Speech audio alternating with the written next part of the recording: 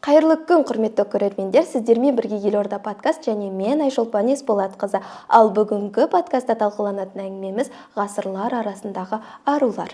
Енді бүгінгі подкасттың қонақтары Әл-Асқар университетінің Құран тәпсірі және философия мамандарының түлегі әрі магистранты, арнайы Мысыр мемлекетінен бүгін қонаққа келіп отырған Құран хафизі, 8 қырағат иесі, сонымен қоса осы Әл-Асқар мектебіндегі қазақ тілі мұғалімі алғашқы Рабиға Төлебай Мәлікқызы. Және де бізде гуманитарлық ғылымдар магистрі, филолог, психолог, республикалық ақпараттық түсіндіру тобының мүшесі Әділханова Эльмира Қайырғалиқызы. Бүгінгі подкастқа қош келдіңіздер. Сіздерді көргеніме өте қатты қуаныштымын. Енді көңіл күйлеріңіз қалай? Сіздің денсаулығыңыз қалай? Мысыр мемлекетінен келіп Астананың ауа райын жатырқап жатқан жоқ па? Бисмиллахир-рахманир-рахим. Рахмет, көп-көп. Тұмау тиіп, жаңағы даусымның бүйтіп қыжылап шығып жатқаннан кешірім сұраймын. Келе салысымен жаңбыр жауып, осындай салқын ауаға түсіп қалғаннан кейін біраз ауырып қалған болатынмын. Бірақ альхамдулилля, жақсымын. Сұрағаныңызға рахмет, Алла разы болсын. Иә, керемет. Енді сіздің де көңіл күйіңізді бір сұрап көрсем, өзіңіз сізде 2 күн бойы қазіргі таңда семинар өткізді. Арнайы Мысыр мемлекетіне сізді шақырдық сол қыздар семинарына.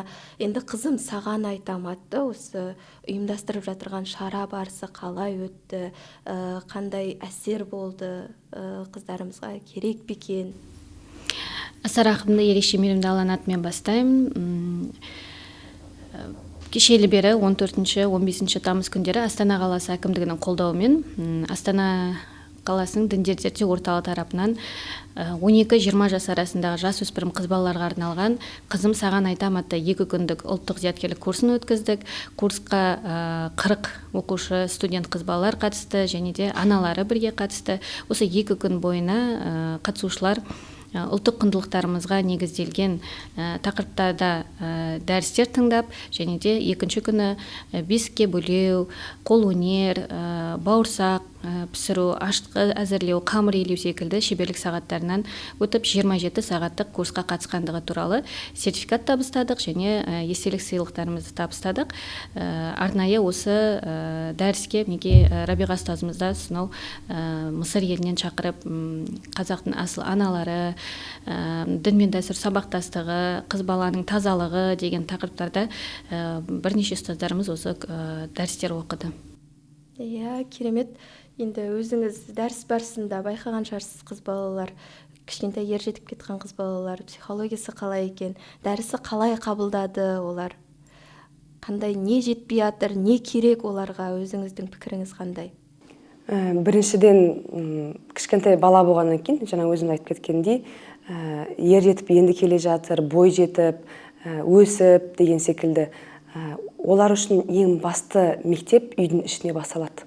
Үйдің ішіне алған тәлім тәрбиелері, түсініктері, білім қабылдау қабілеттерін, барлықтарын үйдің ішіне бірінші оны нығайтып алады. Одан кейін сосын сыртқа шығып керек нәрселерін ала білетін балалар болады негізі. Аллаға шүкір, сондай бір керемет ортамға түстім негізі. Өзімде қуанып қалдым, менде танитын қыздар да бар екен. Соған да таң қалып, жаңағы Инстаграм парақшасын сізді көреміз, подкасттарыңызды көреміз деп. Демек, біздің қыздарымызда қызығады осындай дін жайлы тақырыптарға, осындай қазақи құндылықтарды негізделінген, шетелде жүрсе де қазақша сөйлеп жүрген біздің қандастарымызға қызығып, олардың айтатын мәліметтерін қабылдауға тырысып, жаңағы жақсы көріп, ең басты мәселе жақсы көру. Жақсы көріп, соның барлығын қабылдаудың өзі үлкен нәтиже, әрине. Сол себепті жаңа 2 күн бірге болдық. Алғашқы күні сабақ дәріске кіргеннен кейін әрине уайымдайсың, қорқасың, қабылдаулары қаншақты жағымды болады, менің айтатын қаншақты жақсы түсіне біледі деген секілді. Бірақ өте керемет болды. Тоқтай жаңағы әрбір айтқан сөзімізді жазып, отырып, мән беріп, кейіннен сосын керекті сұрақтарын қойып, одан бөлек жаңағы сіздер секілді болғымыз келеді деп айтқанның өзі біз үшін үлкен мәртебе, әрине. Иә, керемет өте. Негізі шынымен де ондай семинарлар бізде қазір өте аз жүріп жатыр деп ойлаймын. Әсіресе қыз балаларға практикалық сабақтар, қазіргі қыз балаларды көбіне білім турасында сен оқы деп үйде аналар сөйтіп тәрбиелеп жатыр. Үй шаруасынан алшақтап жатырған қыз балалар өте көп. Бұл семинардың да берері өте көп болды деп ойлаймын енді. Және де осы ұлттық құндылықтар, тәрбие ол қыз балалардың бойына сіңіріп өсу керек. Негізі ұлттық нәрсе. Осы тұрғысында енді Рабиға ұстаз өзіңіз дейтін кішкентайыңыздан енді шетелде өсіп, ержетіп Мысыр мемлекетінде болған адамсыз. Ал осындай жағдайда осы шалғай жерде жүріп, осылай алыс жердегі туған жердің рухани құндылықтарын бойыңызға сіңіріп өсу қиын болмады ма? Ол қалай сізде рухани құндылықтарды сіңіріп өсу, осы туған тілді керемет қылып андай шұбарламай сақтап, сондай қылып сөйлей алу деген сияқты қандай тәрбие мақсатында қандай болды? Қалай ержеттіңіз? Қалай тәрбие берілді? Негізі кішкентай кезінде бала оны көп түсіне бермейді екен, шыны керек. Оны түсінетін әке-шешесі, үйіндегі басына тұрған, тәлім тәрбиесіне мән берген, маңыз берген әке-шешесінен басталады екен. Аллаға шүкір, сондай бір керемет отбасының ішінде өстім. Әкем де, шешем де маған екі жақтан діни тұрғыдан да, ғылыми тұрғыдан да кез келген керекті, болашақта саған керек қой деген тәлім тәрбиенің барлықтарын ғылыми тұрғыдан да болсын, өмірлік тұрғыдан да болсын, үйретіп, әрі оны қалай дамыту керек екенін түсіндіріп кеткен. Кейіннен сосын кішкентай кезден байқамаймыз, не керек емес, не нәрсе болады, не нәрсе болмайды деген секілді. Қалай істеу дұрыс, қалай істеген бұрыс деген. Ал сол үйдегі тәрбиені алғаннан кейін кішкентай кезінде қалай ол сіңіріледі, өскеннен кейін өзінен өзіңіз сіздің мына нәрсенің сізге жағымды екен, немесе мына нәрсенің сіздің жат екенін түсіне бастайды екенсіз, ажырата біледі екенсіз. Сол себепті әрине шетелде жүргеннен кейін, оның үстіне араб елінде болғаннан кейін әдет ғұрыптар, мінездер бір-біріне қатты келісе бермейтін халық болғаннан кейін қиналмадық емес, қиналдық. Бірақ айтқандай үйдегі қазақи тәрбиені ұстап қалған әке-шешем бар болғаннан кейін, Алла ол кісіден разы болсын, қазіргі осылай сіздердің алдыңызда отырып қазақша сөйлеп отырғанның ең үлкен септігін сол кісі бізге тигізген болатын. Кітап оқытатын, өздері үйде қазақша сөйлесетін. Бізде андай араб елдесіз ғой, сол себепті сіздің арабшаңыз жақсы, немесе қазақшаңыз жақсы шығар. Бірақ енді арабша одан да күшті болады ғой, сол себепті сіз кез келген арабтармен сөйлесе бересіз, Құранды түсіне бересіз деген түсінік қалыптасып қалған екен да. Ал мен мынандай бір мысал келтіремін. Біздің жанымызда, сол Мысыр елінде бізбен бірге барған 2001-2002 жылдан бастап бірге жүрген, 20 жылдан астам бірге ары қарай жалғастырған, сөйтіп оқып келген, Мысырда өмір сүріп келген кісілердің балалары қазақша таза сөйлей алмайған балалар да бар, арабша айтпасаң түсінбейтін балалар да болған. Сол себепті ол бала түсінбейді ғой. Ол бала ойлайды, арабтардың ортасында жүргеннен кейін арабша сөйлеуім керек екен деген. Ал оны сен қазақсың, қазақша сөйлеуің керек екенсің, қазақ тілін ұмытпауың керексің деп айтатын кім болады? Оның әке-шешесі болу керек. Сол себепті ең үлкен жауапкершілік ата-анаға жүктеледі. Оны түсінбейтіндер өкінішке қарай кейіннен сосын өкініп, ары қарай оны дұрыстай алу кеш болып кетеді. Сол себепті кішкентай жасынан бастап, бала түсінбесе де, қиналса да, мен ойлаймын, бала кішкентай кезінде кез келген нәрсеге былай мен қиналдым немесе оқығым келмейді деп өзінің мынау қалауларын, өзіне оңай жағын ғана алғысы келеді да. Ал өскеннен кейінгі мәселесін оны енді әке-шешесі түсіну керек. Соған қарай балаға бағыт-бағдар көрсету керек деп ойлаймын. Иә, керемет, өте дұрыс қой. Шынымен бала ержету барысында өте психологиялық деңгейлерден өтеді ғой. Енді осы тұрғысында сіз айтып кетсеңіз, жалпы қазіргі таңда көп не ескерілмей жатыр. Сіз өзіңіздің тәжірибеңізде сізді қалай тәрбиеледі? Және де не нәрселерді сіз өзіңіз қолдануға болады деген сияқты? Жаңа Рабиға ұстаз айтқандай, үйде қазақша сөйлейтін еді деп жақсы айтты. Жаңа себебі бұл ұлттық құндылық деген нәрсе бірінші тіл арқылы беріледі. Ата-ана орысша немесе басқа тілдерде сөйлеп тұрып, қазақы ұлттық құндылықтарды бере алмайды балаға. Сондықтан ең бірінші мәдениет, тарих, құндылық деген нәрсенің барлығы баланың бойына тілмен келеді. Сондықтан ең бірінші балаға қазақ тілінде сөйлеуіміз керек, және сол қазақ тіліміздің неғұрлым оның бай тіл екенін, оның өзіміздің сөздік қорымызды молайтқан сайын да ол біздің бойымызда көрінетін болады. Мысалы адам, мынау жақсы сөз бар ғой, киіміңе қарап қарсы алады, сөзіңе қарап шығарып салады дейді. Сол сіздің сөзіңіздің барысы, өзі қалай сәлемдесесіз, қалай сөйлесесіз, содан бастап-ақ біздің ішкі халіміз, ішкі мәдениетіміз көрініп тұрады. Жаңа ғана Рабиға ұстазбен подкастқа дейін сұхбаттасып отырғанбыз, сонда айтады, қазақ кісілердің өзі маған орысша амандасып немесе арабша біледі ғой деп арабша сөйлесе бастаса да, мен бәрібір сәлеметсіз бе деп қазақша ол кісілерді сөзге тартам деп. Өйткені менің кім екенімді, қандай екенімді, менің басты принциптерім, құндылықтарым қандай екені содан-ақ көрініп тұрады деп.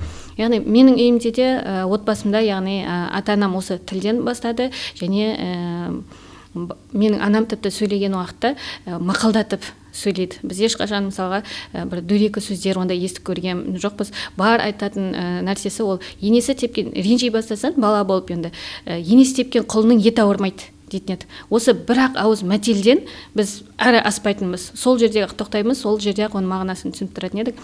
Ал оның мағынасын түсіну үшін де сөздің де салмағы бар ғой. Оның мағынасын түсіну үшін де біз ата-анамыз бізге көп кітап оқытты.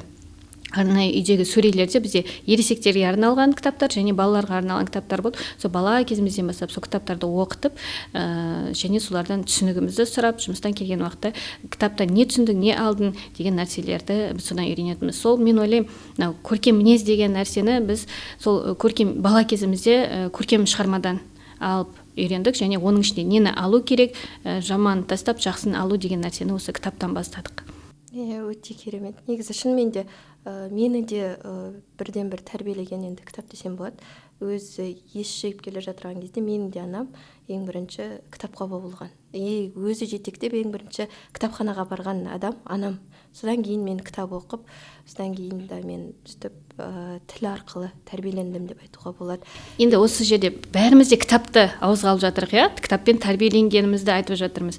Ал қазіргі балаларға, оқушы балаларға соның ішіне қандай кітап оқисың, сүйікті авторың, сүйікті кітабың, сүйіп оқитын кітабың, немесе соңғы оқыған кітабың қандай десек, бірең-сараң ғана жауап алуымыз мүмкін. Оның өзінде де қазір балалар, мысалы, орыс тілді, детектив, сондай кітаптарды оқиды. Мысалы, жасөспірім балаларда мен байқағаным, мысалы, мектепте байқағаным. Сіздер қалай ойлайсыздар, не үшін балалар қазір кітап оқымай жатыр? Әлеуметтік желіде барлығы дайын тұр ғой. Айтады ғой, контент деген, мынандай алғашқы 3 секунд тастап қалсаңыз болды, ары қарай сосын ұстай алмасаңыз кетті болды, контентіңіз де жайна қалады деген сияқты нәрселер болып қалғанда, асығыстық әрі шыдамсыздық халықтың несіне ішіне кіріп жатырмыз да біз. Балаға өзіне керекті нәрсені бермейтін болса, алмайтын болған. Кезінде бізге мысалы үшін керекті болса да, керекті болмаса да біз оны түсінбейміз ғой. Кішкентай болғаннан кейін барлығын алуға тырысатынбыз. Өйткені енді үлкен кісі бізге айтып тұр ғой деп алатын едік та. Ал қазіргі жастар маған керектісін ғана аламын, керек емес болса мен алмаймын деп тұратындар өте көп екен. Сол себепті бұл жақта ортаға не кіреді? Құрмет, одан бөлек үлкенді сыйлау. Пайғамбар саллаллаху айтқан секілді, үлкенді сыйлап, кішіге мейірім көрсететін адамдардың қатарынан болуымыз керекпіз да біз. Мұсылман болғаннан кейін ең басында бұл қазақтың өзіне бар ғой, жаңағы үлкен кісі әке-шешең кірген кезде аяққа тік тұруың керексің деп. Қазір жастардың көпшілігі шалқай жататындар бар ғой. Мән бермейді да, кім кіріп жатыр, кім кетіп жатыр, сөйлесе жауап қайтара береді. Ұялмай, қысылмай, бұл нәрсе дұрыс емес қой, мен не істеп жатырмын деп те ойланбайды екен. Сол себепті кітапқа бет бұрмауларының ең үлкен себептерінің біреуі осы мынау әлеуметтік желіге қатты беріліп кетуі, одан бөлек кітапта қандай құндылықтардың бар екенін маңыздылығын байқамаулары. Өйткені оны тағы да кімге байлаймыз? Үйдегі тәрбиеге байлаймыз. Үйдегі әке-шешесі, ата-анасы қандай кітапта қандай маңызды нәрсе екенін түсіндірмегеннен кейін баласы ол нәрсені түсіне алмайды екен. Сол себепті тағы да бізде үлкен жауапкершілік былай тек қана балаға ғана емес, үйдің ішіндегі болып жатқан үлкен кісілер, соны түсінетін кісілерге тағы да оны екіге бөліп сөйтіп жауапкершілікті екіге таратып жүретін болсақ, әлдеқайда жақсы болатын еді деп ойлаймын. Иә, шынымен де ғой, қазір виртуалды әлем дамып кетті. Балалардың бәрі виртуалды әлемде өмір сүреді. Енді мен мысал айтып кетейін осы жерде, және де жаңағыдай мотивация дұрыс берілмегеннен шығар деймін. Балаға, ер жетіп келе жатқан балаға қазіргі қоғамдағы ата-аналар мотивация дұрыс бере алмайды. Мысалы айтатын болсақ, бір екі кішкентай қызды білемін мен. Біреу ересекте, біреу кішкентай. енді ересектеуі ол мүлдем қызықпайды кітапқа, мүлдем жолағысы келмейді, оған мынау гаджет, телефон, жаңағы сол виртуалды әлем болса жеткілікті. Кішкентай сәл-сәл қызығады. Неге? Себебі үлкені жаңағы енді оқып үйреніп келе жатырған кезде оған дейтін, сен дұрыс оқи алмай жатырсың, сен дұрыстап оқы деп қайта-қайта жөндей беретін да. Кішкентайы ол бірден андай тез қабылдайтын болды да, ол дейтін, жарайсың деген сияқты оған ылғи мотивация беретін да. И қазіргі кезде сол кішкентайы қатты бір кітапты оқығандай бір содан бірдеңе алам демесе де, ол әлі түсінбейді. Енді 1-ші класс, 2-ші класс оқиды ғой, әлі түсінбейді, қатты бірдеңе үйрене мынадан деген. Бірақ жаңағыдай бір мотивация үшін оқиды да, андай күшті оқи аласың деген үшін ше, сол үшін оқиды. Сол жағынан бір жағынан енді ата-аналар сондай бір мотивация беру керек шығар деп ойлаймын. Енді өзіңіз психолог ретінде жалпы не ойлайсыз оған? Маған да мысалға психологиялық семинар тренингтер өтеміз ғой, жеке келіп сұрап жатады аналар, қалай балама кітап оқытсам болады, қалай баламды кітап оқуға қызықтырсам болады, не айтасыз деген сұрақтармен келеді. Сол кезде мен өздеріне қарсы сұрақ қоямын: сіз өзіңіз кітап оқисыз ба? Осы ғана мен ойлаймын, мен бар себеп осы ғана. Бала өзі, ата-ана, яғни ата-ана өзі кітап оқымайтын болса, үйінде кітап сөресі болмайтын болса, оның ішінде өзің оқитын кітаптармен қатар баланың жасына сәйкес балалар кітабы да жинақталмаған болса, онда ол бала жай ғана ұстаз айтты екен, мектепте мұғалім айтты екен деп өзі жүгіріп барып кітапханаға бір ерекше балалар болмаса, өзі кітап құмар оқығыш, ал осының бәрін көзбен көріп өспеген бала оны жай сөзбен сен кітап оқуың керек, кітап оқы, каникулда кітап оқы дегенге ол сөзбен тәрбиеленбейді. Бала не көреді, соны қайталайды. Сондықтан ересек адамдар бірінші өздері оқып бастау керек деп ойлаймын. Шынымен кішкентайлар тәрбиелеу үшін ересектер өздері тәрбиелену керек қой. Негізі шынымен осы қазақ халқының тарихына үңілсек те, қазақ халқы өте бір андай сөзбен тәрбиелемеген ғой. Кішкентай даже тіпті қыз балаларының өзінің есею процесінде ол жаңағы әуелі қуыршақ ойнап жүрген қыз болатын болса, кейін 5-ге 7-ге толған кезде арнайылап ол сырға тесетін да, және сол енді ол сырға тесілгеннен кейін қыз түсінетін болған. Себебі сондай ұғым болғанда, ол қуыршақты тастау керек, есейіп келе жатыр, енді ол анасына қолғабыс болу керек деген сияқты. Содан ары қарай енді оған дейтін шашбау тағатыны бар, ол уже ер жетіп ары қарай өзінің жаңағы жүріс-тұрысын түзеу үшін, еркек шора болып кетпеу үшін деген сияқты. Осындай нәрселер жалпы қаншалықты қозғалып, қазіргі таңда қаншалықты қозғалып жатыр, қаншалықты ескеріліп жатыр деп ойлайсыз өзіңіз? Оның барлығын бүгінгі күнде де қолдану үшін оның бәрін білу керек, мән мағынасын білу керек, оның тіпті шашбауды не үшін таққандығы, шекелікті не үшін, қай кезде тағу керек екені, ол заманда мысалға, әрине ол заман мен бүгінгі заманды тұрмыс салтты салыстыра алмаймыз. Қыз баланы 13 балиғат жасына келгенде, балиғат өйткені біздің дініміз бен дәстүріміз сабақтасып жатыр ғой өзі.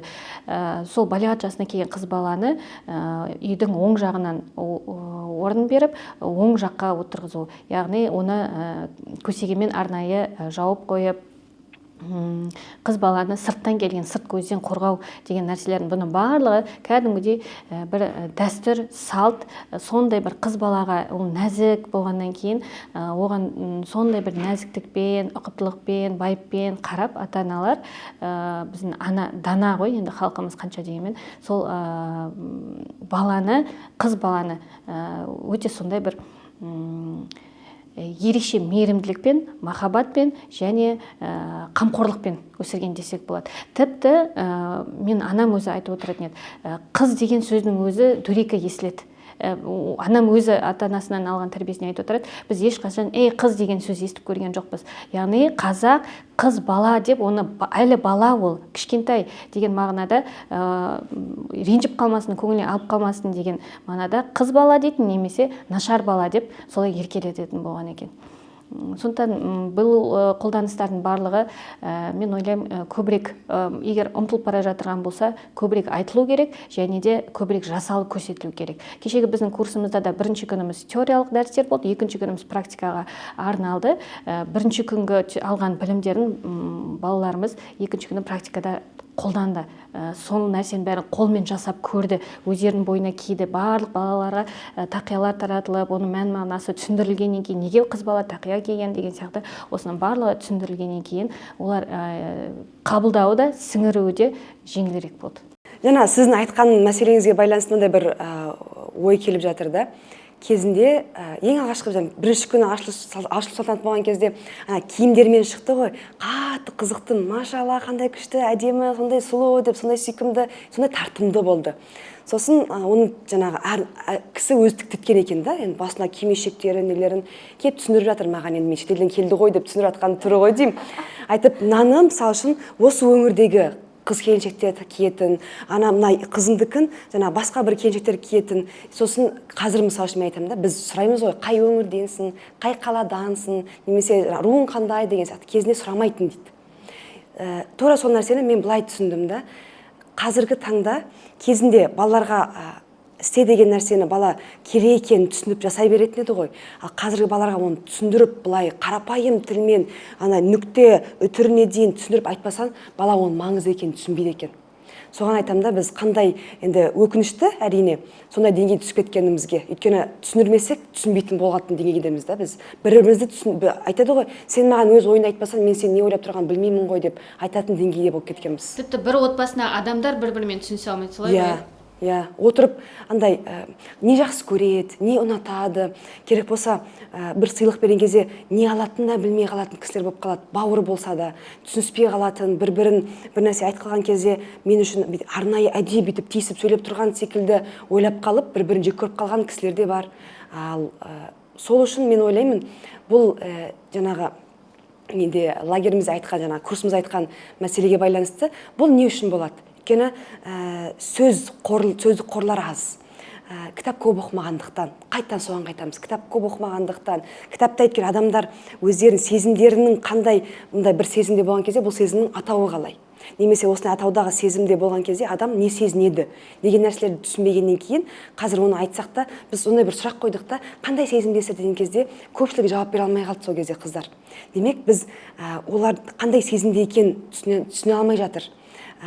Жақсы көрген кезде қандай сезімде болады, қорыққан кезде қандай сезімде болады, бір сұрақ қойғысы келсе, уайымдап тұрған кезде қандай сезімде болады, шатастырып алады екен да сезімдерді. Толық жеткізе алмағаннан кейін ойларына толық жеткізе алмайды екен. Ал ойларын толық жеткізе алмау деген сөз өте қауіпті нәрсе. Болашақтағы ұрпағы болсын, жолдасы болсын, үй ішіндегі әке-шешесі болсын, керек болса, беретін тәлім тәрбиесін дұрыстап жеткізе алмау қаупі бар бұл жақта. Сол себепті көп кітап оқудан бөлек бір-бірімізді түсінісу деген нәрсені тағы да біз көбейтуіміз керек сияқтымыз. Не үшін бала осы сезімдерін түсінбей, шығара алмай, жеткізе алмайды деп сұрақ туындайды осы жерде. Бұған дейінгі бір 20-30 жыл дейікші, осы уақыт аралығында оған дейінгі кезеңдерде де балаға сезімдерін көрсету, ашық көрсетуге көп тыйым салынды. Біздің қоғамда жалпы, отбасында да қатты күлме, жылама. Енді бұл қатты күлу, жыламау тыйымы дұрыс әрине, қыз баланың тәрбиесі үшінде, жалпы баланың тәрбиесі үшінде, бірақ оның бір ортасы деген нәрсе бар ғой. Соны жылама, күлме деген нәрсені мүлдем жылауға да, мүлдем күлуге де болмайды екен деп бала қабылдап қалады да, ол тұншығып сезімдерін бәрін ол я қуанып тұрса да оны жеткізе алмайды, я уайымдап мұңайып тұрса да оны жеткізе алмайды. Тіпті жеткізбектен бұрын оны бойында болуына рұқсат бермейді екен. Яғни тұншықтырып сезімнің бәрі ішінде қалады. Есейген шақта да ертең ол баладан біз сен сенімді болуың керек, сен осы қоғамның бір мүшесі болуың керек деген уақытта біз ол баладан ештеңе күте алмаймыз. Неге? Себебі ол бала өзіне сенімсіз бала болып шығады. Біз не істейміз? Көбіне баланы қазіргі ата-аналар баланы бір шекке белгілі бір шекараның ішінде ғана, өзінің көз алдындағы бір шекараның ішінде ғана ұстағысы келеді да, көп шектеулер қояды. Оған қазір гаджеттерді қосатын болсақ, баланың өзі де осы төрт бұрышты шекараның ішіне шектеліп қалған, бала өзін өзі сол шекараның ішіне салып тастайды. Ол жерде кері байланыс жоқ қой көбінесе. Сондықтан бала осылай отырып сөйлеспегеннен кейін, сұхбат құрмағаннан кейін, сезімін, ойын, пікірін ашық айтып, бір-бірімен талқыламағаннан кейін де ол не істейді? Тіпті сыртынан қарасаң қорқынышты, бірақ сол өздері көретін мультфильм, ойындардағы робот-зомбилар сияқты болып қалады. Сондай бір қауіп бар, иә? Бұл мәселеге байланысты мен бір мысал айта кетейінші. Мынау біздің енді ислам діни тұрғыдан деп жатырмыз ғой. Ата-бабаларымыз да осындай нәрселерді қатты ұстанған екен, кішкентай кезінде балаға айтып сөйлеп емес. Қазір ондай психологтар айтады ғой, сіз сөйлегеніңізді бала қабылдамайды, істеген нәрсеңізді көреді деген сияқты. Кезінде пайғамбарымыз саллаллаху алейхи вассаламның өзі кішкентай кезінен бастап немересіне үлкен адам секілді мәміле жасайтын. Болашақта қандай адам болғанын қалайды, сондай мәміле жасайтын. 9 жастағы бір сахаба бір кішкентай баланы түйенің үстіне отырғызып, балам деп бастап алып, кейіннен сосын ары қарай 90 жастағы кісімен ақылдасатын, талқылайтын әңгімені қозғаған. Демек, кішкентай кезінен бастап біз балаға сондай жауапкершілікті түсіндіруіміз керекпіз. Кейіннен сосын алдағы уақытта немересін сондай бір деңгейін көтергеннен кейін, немересін сахабалардың үлкен сахабалардың жастары үлкен болса, білімдері, ғылымдары үлкен болған күннің өзінде де өзінің немересін келіп төрге отырғызған кезде, кейіннен сосын ол немересі оны түсінді де ары қарай қандай әрекет жасады. Не бар ғой, мысал бар ғой, бір үлкен ата сахаба дәрет алып жатқан кезде қате алып жатады. Сосын Хасан мен Хусейн радиаллаху анхума екеуі келеді де, енді қалай түсіндіреміз дейді. Көрдіңіз бе, бұл құрмет, тәрбие, әрі білген нәрсесін дұрыс жеткізе білу. Біз айтамыз ғой, мен біліп тұрмын, сол себепті менің айтқанын тыңдауың керексіз деп. Кез деген аузымызға келген барлығын айта саламыз да, ол адамның көңіліне тие ма, тимей ма, оған қарамайтын болғанбыз. Ал кішкентай болған екі кішкентай сахаба бала, ана атаның көңілін алып қалмас үшін, көңілін тиіп кетпес үшін, немесе бір сіз қате істеп тұрсыз деп айтпас үшін, жасы үлкен, одан бөлек енді қалай түсіндірсек те, ол кісі бізді жақсы қабылдасын деп барады да, өздерін бірінші мысал келтіреді. Біз ана ылғи да біреуге бір проблема болса, бір уәжіміз болса, біреуге жаба салатын әдетіміз бар ғой. Ана кісі кесірінен, мына кісінің жүзінен деген секілді. Ал керісінше біз өзімізде қарайтын болсақ, өзіміз дұрыстайтын болсақ, әлде қайда тәрбие жағы да, баламызды дұрыстау жағы да керемет жеңіл болып қалатын еді деген мысал ғой. Екеуіңіз күшті әңгіме айтасыздар. Біз сөйлей береміз, кішкене басқа сұрақ болса сұрақ қоя беріңіз. Мен өзім андай күшті тағылым алып отырмын, екеуіңіз әңгіме айта беріңіз деп. Иә, шынымен негізінен дейтін ол тәрбиеде өте үлкен. Тіпті мынау әңгіме айту, сөз сөйлеу, ол шынымен өзінің ішкі эмоциясын шығару көп нәрсені әсер етеді. Мынау ел басқарған адамдар, шешендер, билер болған қазақта, сонымен қоса әйел адамдарда да болған. Бір елге, бір руға ана болып отырған, ел басқарған бізде қазақта әйел адамдар бар, соны айтып кетсеңіз өзіңіз. Бұндай мысалдар тарихымызда әрине өте көп. Біз оны әдебиеттен де оқып өстік. Біздің бәріміз білетін, мысалы, Абайдың анасы да Ұлжан, әжесі Зеренің өзінің Абай жолын, мен ойлаймын, әрбір қазақ өмірінің әр кезеңінде бірнеше мәрте оқып шығу керек деп. Бала кезде мектеп оқушысы ретінде оқыған Абайдың бала кезгі Абаймен көзқарасына сәйкес оқып шығу қабылдауыңыз басқаша болады. Тіпті кейбір нәрселерді түсінбеуі де мүмкін бала уақытта. Орта жаста, жастық шақта оқығанда сол кездегі ішіңіздегі бар нәрсемен оны қабылдайсыз. Жастық максимализммен, сондай Абай сияқты болғыңыз келеді. Ал ересек шаққа келген уақыттағы оқу, қабылдау, түсіну, ол мүлдем бөлек. Сондықтан бұл Мұхтар Әуезовтің бір Абайға ғана арнаған шығармасы емес, қазақтың жарты ғасырлық ғұмырын, тұрмыс салтын, өмірін, тірлігін баяндайтын шығарма ғой. Сондықтан Абайдың анасы мен әжесі қалай тәрбиеледі, өзіміздің тағы да оқып біліп жүрген Шоқанның әжесі Айғанымды айтсақ болады. Ғабит Мүсіреповтің Ұлпан шығармасындағы Ұлпанның бейнесі қандай, яғни күйеуіне, ел басқарып отырған күйеуіне сай, лайық, қазір интеллект деген сөз өзі сәнге айналып жатыр ғой, эмоционалды интеллект, ақыл интеллекті, рухани интеллект деген нәрселер. Ол аналарымыз да жарының, яғни жұбайының ел басқарған, қол бастаған, бүкіл бір елге, әулетке басшы, қол басшы, сөз басшы, көш басшы болғанына сәйкес, олардың да интеллектісі соған сәйкес болған. Олар да тұрмыс салттағы қарапайым жарларының жұмыстарын жеңілдетіп, әйел кісілердің, бала шағалардың, үлкендердің деген сияқты ұсақ тек болып көрінуі мүмкін, бұның барлығы әрине, бірақ соның өзі де үлкен шаруа. Елдің, ауылдың, әулеттің бірлігін ұстап отыру да олардың рөлдері үлкен болған, және соның барлығын ұлына болсын, қызына болсын және беріп отырған. Және тағы бір қазіргі аналарға болсын, жас өспірім балаларға болсын ұсынар едім тағы бір кітап оқуға, ол Бауыржан Момышұлының «Ұшқан ұя» деген кітабы. Осы шағын ғана бір кітаптың ішінде Бауыржан атамыз өзінің балалық шағынан бастап, енді ол балалық шағын өте тамаша бейнелеген. «Ұшқан ұя» орысша, өзі де айтады, орысша «Моя семья» деген негізі орыс тілінде жазғанда, бірақ бір құндылығын жеткізе бермейді. Қазақша аударғанда оның кітаптың атауының өзі «Ұшқан ұя». Қазақта сөз бар ғой, ұяда не ілсең, ұшқанда соны аласың деген. Ұяда не көрсең, ұшқанда соны ілесің деген сөз бар.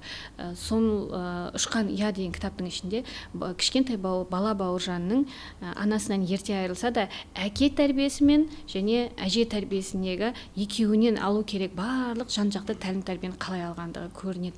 Және де бізде бала тәрбиесінде ол жалпы біздің тарихымызда ол тек қана әке шеше ғана жауапты болмаған. Оның ата әжесі бар, оның аға жеңгесі бар, бүтін бір әулет болып, не үшін қызға 40 үйден тыйым деп айтады. Яғни сол ауылдың бүкіл тума-туысы оның аға жеңгесі, бауыры деген сияқты бәрінен жан-жағынан ол бала қамқорлық көріп отырған. Сондықтан қазіргі біздің мынау айтылып жатырған проблемаларды айтылып жатыр ғой, бүгінгі қоғамда осындай мәселелер бар деп. Бұндай мәселелердің шығу себептерінің бірі бұл біздің отбасы деген түсінігіміздің, бала тәрбиесі жауапты кісілердің шектеліп жатырғандығы. Өйткені қазір ата-ана, оның ішінде жас ата-ана, менің балам өзім білем қалай тәрбиелесем де деген түсінікпен. Тіпті оған бірге бір отбасында тұрса да ата-әжесінің өзін тәрбиеге араластырғысы келмейді. Олай жасамаңыз, бермеңіз, зиян болады. Ол ата-әже де білет оның зиян екенін. Негізінде тәтті беріп еркелете қояды ғой. Баланың сұрағанын бәрін бере салады ата-әже деген сияқты. Бірақ олар да балам зиян болсын, ауырып қалсын демейді ғой. Олар да оның бір шегін білет. Олар да бала тәрбиелеп тастаған соған дейін. Олар да бір ретін жөнін біледі. Мүмкін жаңағы ұстаз айтқандағыдай өзара бір тіл табыса алмайтындықтан болар, ересектердің зардабын кейде бала шегіп жатады. Сондықтан осы мен сөзімді түйін десем, осы мәселеге қатысты біз қазіргі қоғамда өзімізді мынау жеке шекара деп қазір енді коучинг дейміз, неше түрлі жан-жақтан ақпараттар көп келіп жатыр ғой бізге. Соларды тыңдаймыз, аламыз, сондай боламыз деп менің шекарам деген түсінікті айта берген сайын, оны қолдана берген сайын біз мүмкіндіктерімізді шектеп жатырмыз. Осыған үлкен мән беру керек деп ойлаймын қазір.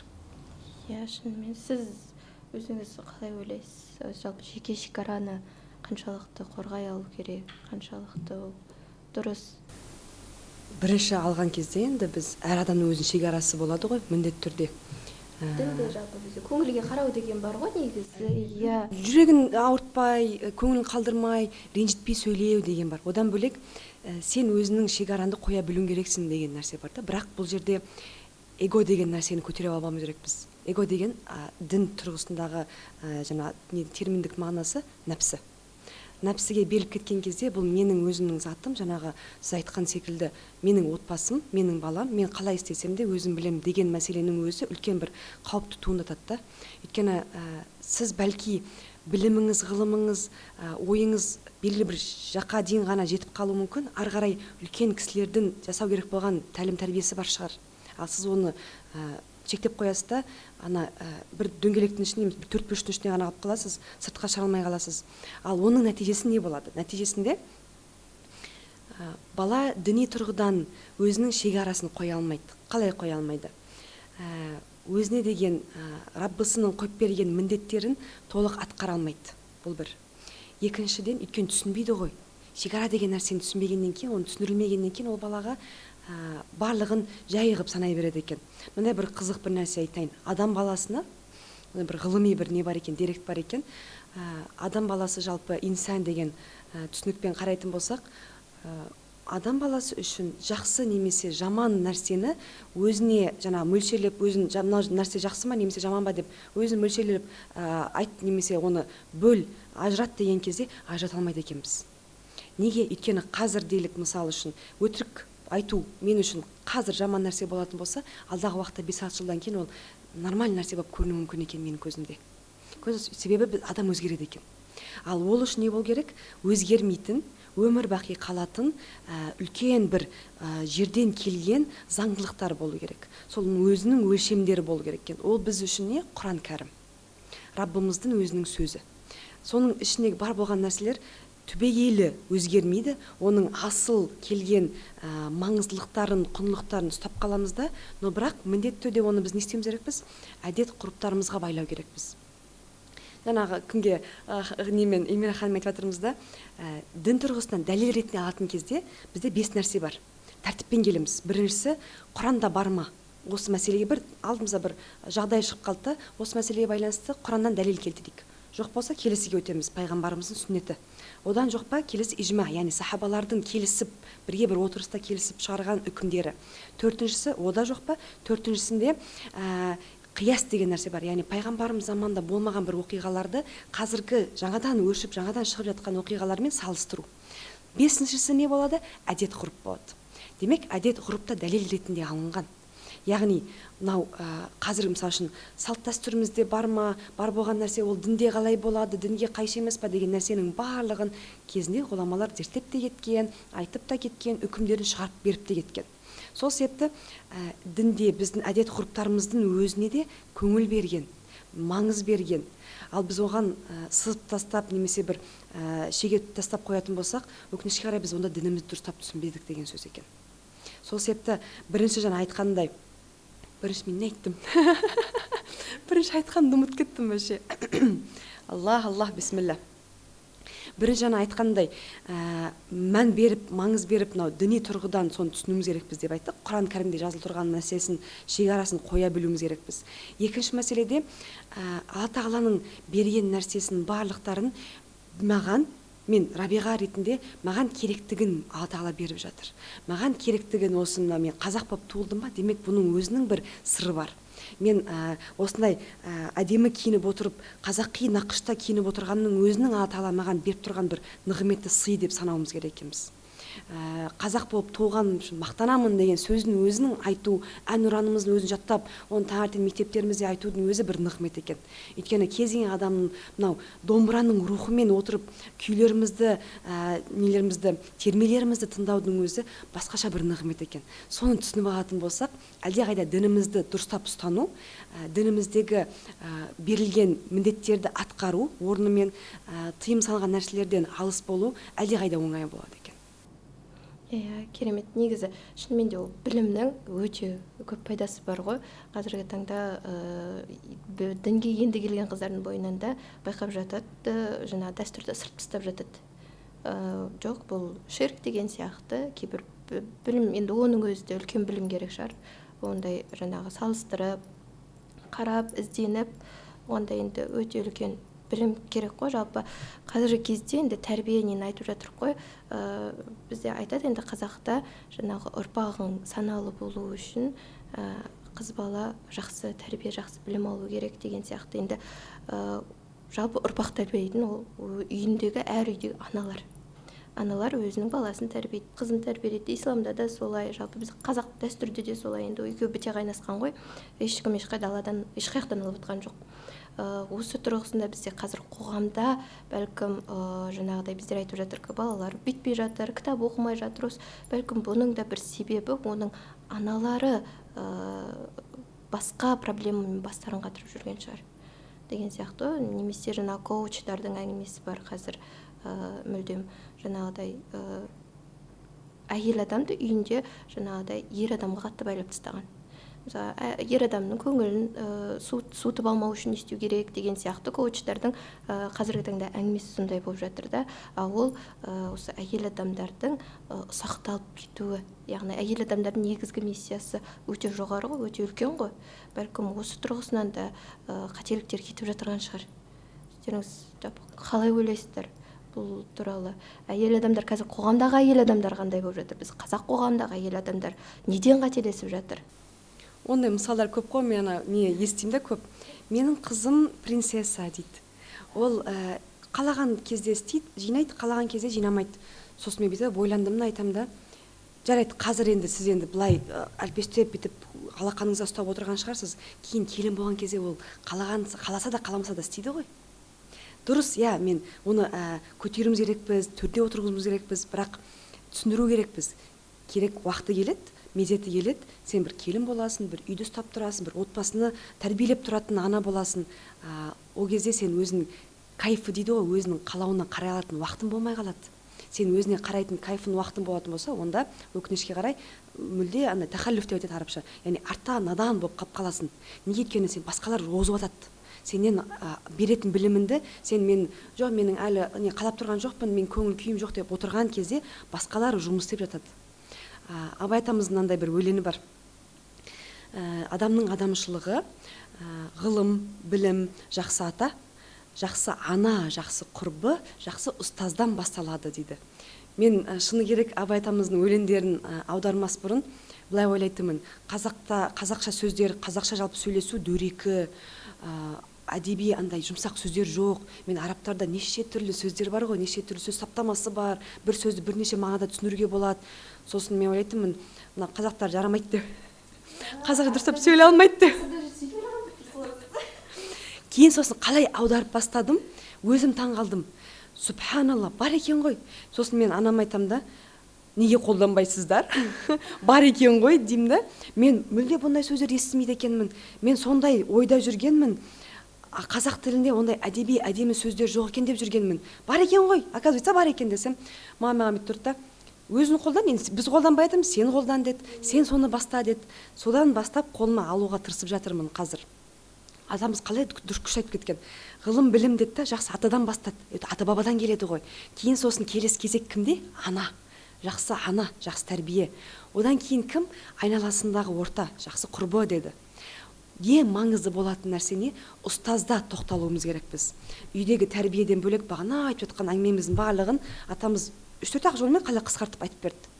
Жақсы ұстаздан жаңағы білім алмайтын болса, үйдегі тәрбиеден бастап ұстаз оны ары қарай жалғастырады, оны нығайтады дейді. Тура солай қалай бізге Құран келді, Құраннан кейін Құранды біз толық түсінбейміз ғой. Қанша біздің біліміміз, ғылымымыз керемет болсын, Құранды керемет түсіне алмайды екенбіз өкінішке қарай. Сол себепті Алла Тағала бізге пайғамбарлар жіберген екен. Сол себепті пайғамбарымыз бізге тәфсир, хадис, оны түсіндіру, ашықтау деген әңгімеге мәселе кіргенбіз. Қазіргі таңда, ол қызыңызды бөлек жаңағы тәрбиелеуіңіз керексіз, нәзік болу керек, қыз деген әдемі болу керек, қыз деген сұлу болу керек, қалаған оны ешкім қинамау керек.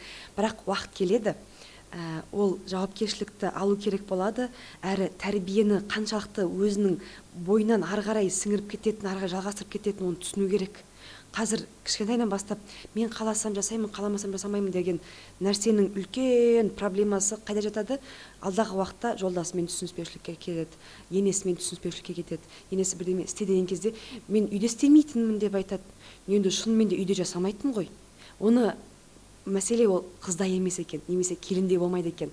Ол сол ұғымды қалыптастырған анасында болады екен, өкінішке қарай.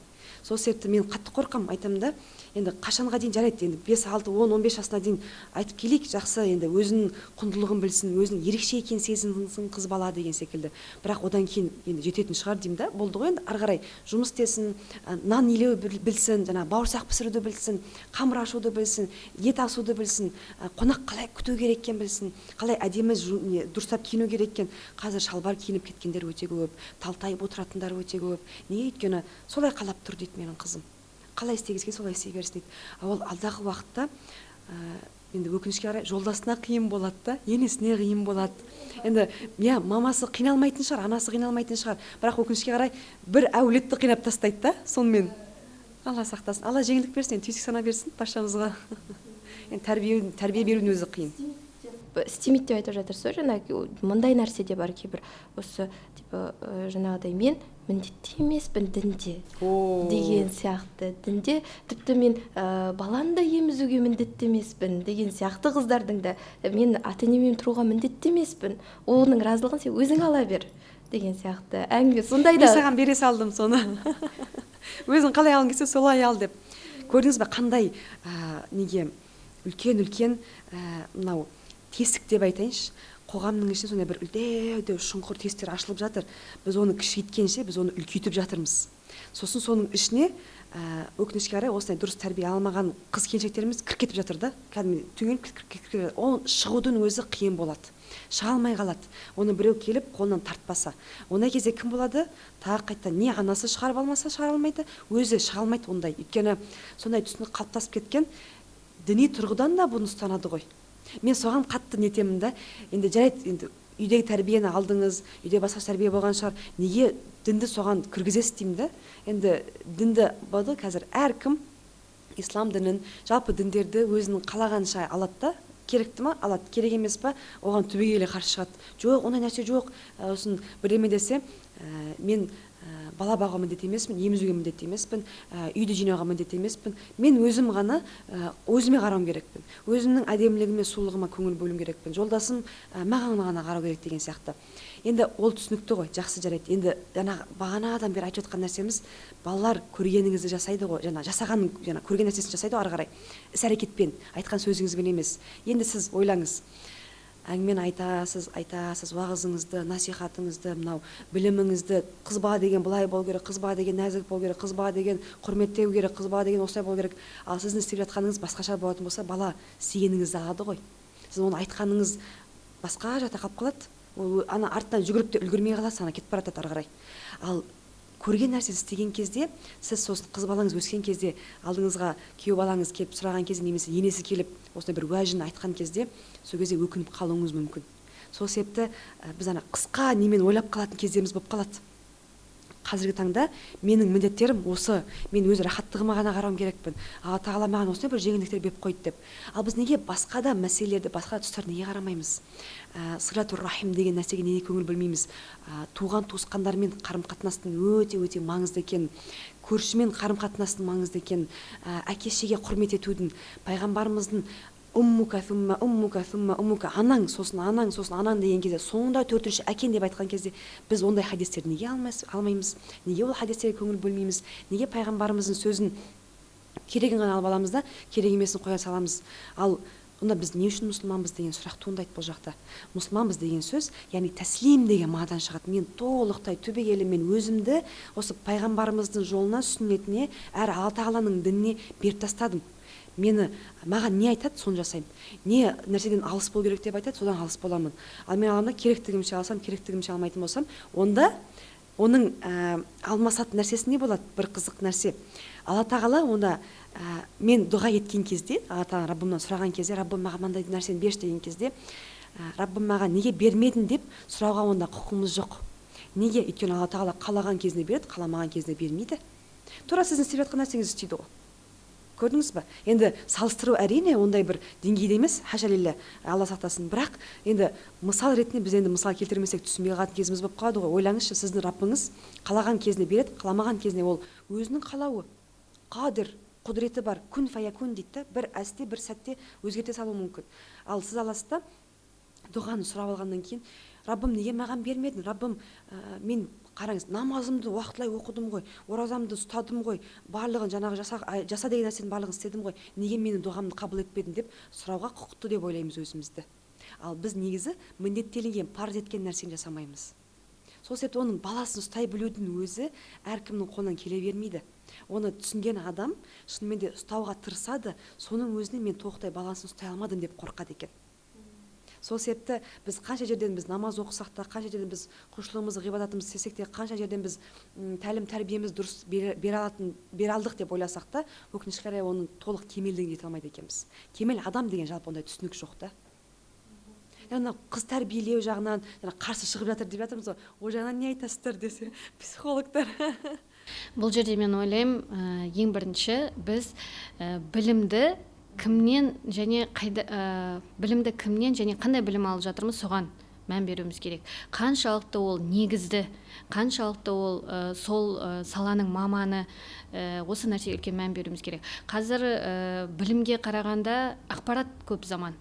Яғни оның бір ешқандай ғылыми негізі болмаса да, мен осылай өмірімде жасадым, сен де жасап көр, жолың болып кетеді деген нәрселер көп. Ол жай ғана ақпарат болуы мүмкін, ешқандай ғылыми негізі жоқ болуы мүмкін, бірақ соған құмар, яғни жеңілге құмар, тез байығысы келетін, тез қалағаны орындалғаны қалай қоятын адамға ол өте жеңілді. Сондықтан кімнен не алып жүргенімізге біріншіден мән беруіміз керек деп ойлаймын. Екіншісі, құндылық деген нәрсе болу керек. Әр адамның бойында өзінің алдына қойған мақсатына жеткізетін құндылықтары болу керек. Қазір бұл құндылық енді бүгінгі қоғамды, бүгінгі адамдарды жамандай беруге де болмас. Әр адам өзінше бір әрекет жасап жатыр деп ойлаймын. Сол қоғамды құрап отырған біз де солардың біріміз, біздің де кемшіліктеріміз бар, біз де кейде осы нәрселерге кейде мән бермей қаламыз. Ал өзінің нақты алдында мақсаты бар адам және ішкі құндылықтарын білетін адам, нық адам, ол басқаларға еріп кетпейді. Қайдан кімнен не алу керек екенін біледі. Ал ол қандай құндылық дейтін болсақ, ол біздің бірінші жеке тұлғалық құндылықтарымыз, жеке адам ретінде менің қандай құндылығым бар, мен үшін не құнды. Бәрі қазір миллион деген тақырыптар, миллионер бол, декретте отырып миллионер бол дейтін тақырыптар көбейіп кетті, сәнге айналды. Осы құндылық екен деп қазір әлеуметтік желі арқылы саған соны құндылық қылып бере салу оңай. Егер сіз әлеуметтік желіге тәуелді, сонымен қарайтын, сонымен өмір сүріп, соны өміріңіздің бір салтына айналдырып алған адамға басқалардың құндылығын алып алу оңай болады. Сондайларға еліктеп, адам еліктегіш қой, ұмытшақ, асыққыш, тез бола қалған, оңай бола қалған қалайды. Сондықтан осындай нәрселерден сақтану үшін бірінші өзінің жеке тұлғалық құндылықтарын болу керек, ұлттық құндылықтарын болу керек. Яғни біздің белгілі бір ұлтқа тиесілі екеніміздің, оның өзінің бір құндылығы бар екен, сол нормаларға, құндылықтарға сай өмір сүргенде келесі құндылықтар шығады, ол қоғамдық құндылықтар. Бұл құндылықтарымызды сақтай алатын болсақ, ұстана алатын болсақ, онда ол келесі ол қоғамдағы құндылықтарға алып барады. Яғни қоғамның амандылығы, бейбітлігі, тыныш болуы, ол жерде тәртіптің болуы, адамдардың бір-бірімен араласа алуы деген нәрселер де осы оның құндылықтарына негізделеді. Ол қоғамның өзінің заңдылықтары болады, сол заңдылықтарға бағыну деген нәрселер негізделеді. Ал сол сияқты адамның несі болады? Діни құндылықтары болады. Әр қарай айта берсек енді әдеби, тарихи деген сияқты осындай құндылығы бойында бар, қалыптасқан, ата-ана да оған осылай бала кезінен осының бәрін бойына сіңіріп берген адамның алдында тұрақты, нақты мақсаты болады, және сол мақсатқа баратын өзінің жолы болады, және сол жолда ол қиындық болсын, басқа болсын, жақсылық болсын, осының барлығына да басқаға, мына жаққа қарай гаджеттер деп жатыр ғой, әлеуметтік желілер, оңға я солға бұрылып кетпей, жаңағы айтылып жатырған білімнің болсын, ақпараттың болсын, сырттан келіп жатырған кез келген нәрсеге ол не істейді? Ортасын ұстануға, өзіне керегін алуға және өзінің бала кезден сіңіріліп қалған құндылығына сәйкес өмір сүруге ол өзі сүзгілеп алады. Өйткені ми кез келген сырттан келген ақпаратты қысқа ғана мерзімнің ішінде тез сүзгілеп үйренеді. Яғни біріншіден ол ойланады, мына ақпарат мен үшін жаңа ма, ескі ма? Егер жаңа болса, оны ықыласпен тыңдауға дайын болады. Ескі болса, мен бұны білем ғой дейді. Екінші нәрсе, бұл нәрсе маған қауіпті ма, қауіпсіз ба деп ойланады екен. Яғни менің ішкі құндылықтарыма қауіпті болса, мен онда алмаймын. Ол сіздің діни құндылығыңыз ба, басқа ұлттық құндылықтарыңызға ма, қайшы нәрселер болса, ол өзі сізді сүзгілеп тастайды екен. Оның барлығы бала кезден бізге мынау қазықтай қағылған болса, осы нәрселер. Жоқ, бұл менің құндылығымнан сай емес. Қазір неше түрлі әсіресе жастарға қатысты айтып жатыр, жасөспірім балаларға қатысты айтып жатырмыз. Олар әлі қалыптасып келе жатыр ғой. Сол кезде олар сырттан келіп жатырған ата-ана әлеуметтік желіні бақылай алмаған кездің өзінде оның миы не істеді? Өзі сүзгілеп алады екен. Бұл маған қауіпті, маған керек емес деген сияқты. Үшінші нәрсе, ол ми ойланады екен, мен бұны қорыта аламын ба, қорыта алмаймын ба деп. Қорыта алатын ақпаратты алады екен да, қорыта алмайтын ақпаратты ол ұмыта салады, мән бермей салады. Мысалға, неге адамдар тілді, соның ішінде ағылшын тілі дейікші, ағылшын тіліне қайта-қайта үйренуге барады, бірақ сол бастауыш деңгейден аса алмайды. Неге? Өйткені ары қарай қорыта алмайтын болғандықтан оны тастап кете береді. сондықтан кез келген осы ақпаратты маған қажет па қажет емес па деген нәрсені ішке мына рухани әлемде болып жатырған құндылықтарға сәйкес ол өзі санада не істеп отырады екен, сүзгілеп отырады екен. Ал енді бұл рухани құндылықтар бала кезден, ол жасөспірім шаққа келгенде 18-ге толғанда болатын нәрсе емес. Бала кезден бастап әкенің қанымен, ананың сүтімен, үйдегі отбасындағы тәрбиемен қалыптасып қалған болса, әрі қарай да ол балаға жеңіл болады. Ал қалыптаспаған, бұндай нәрселер берілмеген, бұл нәрселерге мән берілмеген болса, онда әрине бала жаңағыдай орта жолда қосылған нәрселерге еліктеп кетуі мүмкін, еріп кетуі мүмкін, жаман ортаға түсіп кетті. Шынымен қазір көп қой, 2-ның 1 курс сатып отыр. Кірсең, бәрі курс сатып отыр. Білетін де бар, білмейтін де бар, бәрі курс сатып отыр. Курс менің ойымша, ол курс не білімді айтады, не ақыл айтатын курс. Жаңа біреу отырып ақыл үйретеді, жаңағы сенің бәлкім ол құндылықтарына сәйкес келеді, сәйкес келмейді деген сияқты, не бір механизм береді, проблеманы шешуге білім береді деген сияқты, мынаны осылай деген сияқты. Мен өзім қазір көп курсты жаңа жай сол адамға жаңа фанат болған үшін сол бір адамның курсын ала береді, ол не сатса да сатып ала береді курсты, бірақ қорытпайды. Мен өзім ондай емеспін да. Енді білмей қаншалықты дұрыс, қаншалықты бұрыс, енді психолог ретінде сіз айтасыз ғой. Бірақ менде андай бар. Ол курс менің қажеттілігімді өтеп тұр ма, жоқ па? Егер ол курс менің қажеттілігімді өтемейтін болса, мен ол курсқа ары қарай ол не туралы қазып қарамаймын.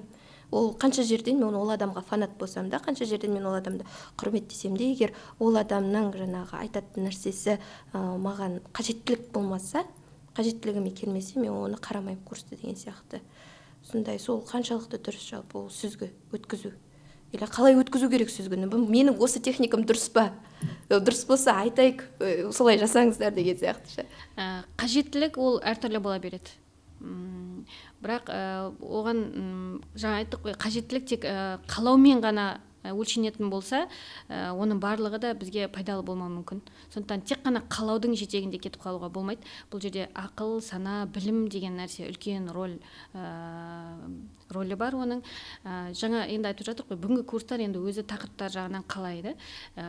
Тек қана курс емес, жалпы қоғамда менің жаңағы айтып жеткен құндылықтарының барлығы дерлік, ол біздің рухани құндылықтарымыз, иә. Қазіргі күнде материалдық құндылық алдыға шыққан заман.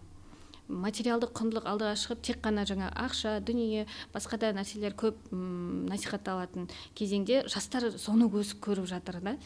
Ал бірақ мен айтар едім, материалдық құндылық бұл осы рухани құндылықтардың ішінде бірге астасып жатыр. Адамның діни құндылығы бар ма? Ол жердегі материалдық құндылық байлық қой, материалдық құндылық деген адам неғұрлым бай болса, онда ол не істей алады? Ол садақа бере алады, зекет бере алады, ол қажылыққа бара алады, құлшылығын көбейте алады, сол арқылы деген сияқты. Ұлттық құндылықтағы байлықты алып көрейік. Не істей алады? Өзінің ұлттық құндылықтарын көбірек насихаттай алады, елге, жерге, әлемге таныта алады. Жеке тұлғалық құндылықтарын айтайық. Жеке тұлғалық құндылықтарын, рухани құндылықтарын, бойындағы бар қабілет өнерді материалдық құндылықта онымен қатар егіз бірге жүретін болса, онда ол не істеді? Бойындағы бар болмысын, өнерін, қабілеттерін дамытып, сол арқылы өзіне, отбасына, өмір сүріп отырған қоғамға, тіпті бүкіл әлемге де пайдалы адам, тұлға болып шығады. Сондықтан бұны бөліп алып тастап, тек қана мына руханиді тоқтатып қойып, тек қана материалдықты бере бергеннің нәтижесін біз бүгінгі қоғамда көріп отырмыз. Рухани құндылықпен екеуі мен ойымша қатарда жүру керек. Енді мен біреу жақсы, біреу жаман деп бұл жерде бөліп қарауға болмайды. Немесе тек қана біреуі жүрсін, біреуі қала тұрсын деген де нәрсе жоқ. Бірінші рухани әлемді тойдырғанда сыртқы нәрсе, айтады ғой, дүние ол қолда болу керек. Яғни сыртқа келетін нәрсе, материалдық дүние, рухани бай болған адамға оны ұстау да, оған келу де, оған қатысты оның ішкі қарым-қатынасы да маған жетіп жатыр ма, жетпей жатыр ма, маған жеткілікті ма, жеткіліксіз ба, отбасыма жеткілікті ма, жеткіліксіз ба деген өлшеу таразыны оның осы рухани әлемі толық болған адам оны өзі таразылап соған сәйкес өмір сүреді. Бірінші рухани құндылықтарды әрине. Енді әңгімемізді жалпы қорытындылайтын болсақ, бір манадан айтып жатыр қой, осылай болу керек, осылай істеу керек деп, енді осы жерде бір образды көрсетейікші, тарихтан болсын, жаңағыдай ол әйел адамның мысалға бір образын айтайық көрермендерге. Осындай әйел адам бізде тарихта болған. ол осындай да жасаған, ол былай да істеген, ол былай да жаңағыдай біз жан жақты енді айттық қой, жаңағы әйел адам осындай болмай жатыр, қазір осылай осы жерден кем кетіп жатыр. Енді сол бір өзімізше бір идеальный образды ұсынайықшы көрерменге. Жалпы ол неден деп, мен мысалға өз переходный возрастта еліктейді ғой адам. Еліктеген кезде мен өзімнен тәжірибемнен айтайын, мен негізінен осы переходный возраст мектеп кезінде жаңағыдай кішкене ер балдармен мындай бүйтіп ойнап өскен адаммын, өз қыз баламын сондай. Менде переходный возрастқа келген кезде махаббат қызық мол жылдары түседі қолыма, соны ашып оқимын да, ананың ішіндегі Меңтайға ғашық боламын ғой мен. Андай айтады ғой шолпы. Содан кейін, ой, мен қыз екенім есіме түсіп, шашыма шаш шолпы тағып, қазақы киім киіп, күнде мектепке солай жасанып баратын қазақы ананың ішіндегі мен Меңтайға ғашық болған кездегі қазақ қызының образына ғашық болдым. Сипаттаған жаңағыдай айтады ғой, жалғыз Меңтай емес, ішінде жаңағы қыздардың кіріп келген, аудитория кіріп келген кезде қыздардың шолпысының сыңғыры деген сияқты. Сол кезде қазақ қызының образына ғашық етті мені сол кітап. Сол кітаптан ары қарай енді солай әлі күнге дейін өстіп жаңағы қазақылыққа қатты не істеймін. Одан кейін бізде батыста Бөкей Орданың жаңағы Фатима анамыз бар. Ең алғашқы қазақ қыздарына сабақ берген. Ол кісі жаңағы дінді де ұстанған, ол кісі білімді де ұстанған, ол кісі сонымен қоса жаңағыдай саясатқа да араласқан, жаңағы жолдасымен бірге деген сияқты. Осындай өздеріңіз бір образды ұсынып көріңіздерші, осы біздің көрермендерге. Деп ойланатын, кейін іздейтін, соны Гуглға кіріп оқитын, ислам тарихы болсын, қазақ тарихы болсын. Қазақ тарихына мен өзім бір мысал келтірейін. Мен Қыз жібек деген киноны көрдім де қатты ұнатқам. Неше жыл бұрын болатын. Сосын кітабын оқыдым. Сөйтіп енді уақыт өте келе осы қазақша қызығып, қазақ қыздарына қызығып, осындай да болады екен ғой. Әрбір деталь дейді ғой, әрбір ұсақ түйек нәрсесіне қарап отырып, таңғалыспен тыңдап отырып, көріп отырып, оқып та отыратын едім. Осындай да болады екен ғой. Өзімнен мысал келтіретін болсам, қазақ тарихынан Қыз жібекті көріп қызығып көретінмін. Одан кейін сосын кітабын оқыдым. Қазақ қызы осындай болуға болады екен ғой. Соншалықты нәзіктігі, әрбір деталінде бір тәлімнің жатқан, әрбір деталінде бір ғибраттың жатқан сол кезде байқаған болатынмын. Кейіннен сосын енді біз енді діни білімді оққаннан кейін діндегі асыл аналарымыз, пайғамбарымыздың жұбайлары болсын, сахаба әйелдеріміз болсын, пайғамбарлардың жұбайлары болсын, араларындағы өзіме ең жағымды дейін, жақын дейін ба Хадиша анамыз. Себебі Хадиша анамыз дінді де, дүниені де бірге алып үлгерген кісі болатын. Бізде айтамыз ғой, мұсылманда көп сахабалар кезінде, пайғамбарымыз заманында болған сахабалар, одан кейін ғұламалар беріп те алып та үлгерген. Яғни бір қиыншылық болған кезде бере білген. Одан кейін сосын футухаттар, ашылулар болды, үлкен-үлкен елдерді аралап исламды кіргізген кезде байлықтарын иеленген. Ал Хадиша анамыздың өмір баянын бір қарап кеткен кезде өмір бойы мұсылман болғаннан кейін, исламды қабылдағаннан кейінгі, қайтыс болғанға дейінгі уақытының барлығы соңғы деміне дейін тек қана беріп өткен екен. Сондай байлығын беріп өткен екен. Өзінің күшін беріп өткен екен. Уақытын беріп өткен екен. Сол себепті ол кісінің алған өте аз екен. Демек, әйел кісіде сондай мүмкіншілігі бар, сондай күште бола алады екенбіз. Дүниенде, дінді де, исламды да, ары қарай басқа ғылымдарды да, ақыретімізді де ойлап, дүниемізді де жасауымызға болады екен деген қалыпты, осындай бір түсінікті қалыптасып берген маған ең үлкен тұлға Хадиша анамыз болатын. Сол себепті ол кісінің өмір баянында, ол кісі жайлы оқиғаларды да оқи берген сайын қызығушылығым артады. Өйткені демек, қыз баласы, ханымдар, келіншектер жасай алады екен. Тек қана өзінің қазағымызда сөз бар ғой, бір қолымен бесік тербетсе, екінші қолымен әлем тербетеді деген. Оны біз ислам дінінде де көп көреміз. Демек, ата-бабаларымыздың асыл түсініктерінде, асыл ұстанған ұстанымдардың барлықтарын дінге байласақ болады. Бірақ дұрыс ұстануымыз керек біз. Жаңа Елмира ханым айтып кеткен секілді, керекті нәрсені алып, керекті кісіден ала білуіміз керек біз. Өйткені қазір ондай нәрсе көбейіп кеткеннен кейін нақты дұрыс, толық жеткізе білетін, әрі дұрыс жеткізе білетін өте аз кісілер бар. Сол себепті алдындағы тарихқа қайтатын болсақ, ата-бабаларымыз заманына қайтатын болсақ, мысалдар өте мысалдар өте көп, бірақ Алла тағала бізге сондай бір кісіні жақтатып қояды екен. Өзіміздің мына түсінігімізге қарай бір тұлғаны өмір бақи ұмытпайтын бір тұлғаны көз алдымызда елестете береді екенбіз. Сол секілді болғымыз келеді екен. Сол себепті Алла тағала баршамызға осындай Хадиша анамыз секілді болуымызды нәсіп етсін. Хадиша анамыз секілді ұрпақ тәрбиелеуді нәсіп етсін, иншалла. Әмин, рахмет. Сіз? Мен енді тарихтағы, әдебиеттегі мысалдарды жоғарыда айтқан болатынмын. Сұхбатты өзім сол кісілерді оқып өстім, сол кісілердің өмірімен танысып өстім. Ал мен осы кісілерге, осы әлемге, осы ұлттық құндылықтарымызға есік ашқан ол мен анамды үлгі тұтам. Яғни қазірдің өзінде мен ойланып тұрам, бір нәрседе кейде шешім таба алмай, тез шешім қабылдай алмай ойланып қалсам, осындай кезде анам не істейтін еді деп бірден көзім алдыма келеді, осылай жасауым керек, сол сияқты жасайын деген сияқты ой келеді. Яғни ол кісі маған осы әлемге есікті ашты. Сондықтан да мен кез келген уақытта солай ойланады екенмін қазір әлі күнге дейін. Өйткені әрбір бала үшін ол ата анасы, оның образы, алдындағы образы. Бәрібір де бағанағы сөзімізге қайтып ораламыз. Ұяда не көрсең, ұшқанда соны ілесің. Сол тарихқа да, сол өткен біздің ұлттық құндылықтарымызға да, сол адам өзі еліктегіш ғой.